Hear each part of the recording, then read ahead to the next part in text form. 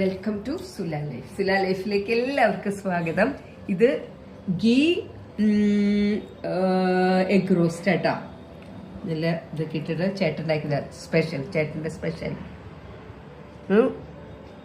നാടൻ എഗ്ഗാണ്, നാടൻ മുട്ട.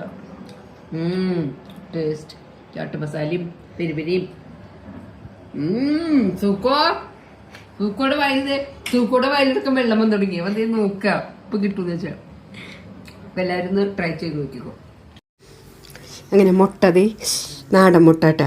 ഇത് പുഴുങ്ങി വെച്ചു. പിന്നെ അത് ഇത് മുട്ട പൊളിച്ചു.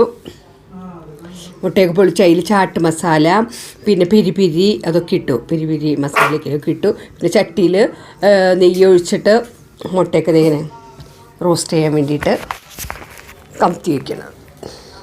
എന്നിട്ട് പിന്നെ അതിന് ചുറ്റും സബോളയൊക്കെ ഇങ്ങനെ ചെറുതായിട്ട് അരിഞ്ഞ് സബോള ഇട്ടു, പച്ചമുളക് ഇട്ടു.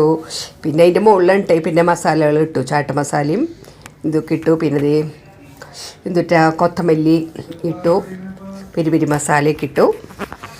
എനിക്ക് ഇട്ടത് പിന്നെ റോസ്റ്റായിട്ട് വരുന്നുണ്ട് ചെത്തായിട്ട്. അപ്പോൾ ഒന്ന് വെറുതെ ഡെക്കറേഷൻ ചെയ്യാൻ വെച്ചിട്ട് അതിന് കുറച്ച് കൊത്തമല്ലിയും കൂടി ഇട്ടു.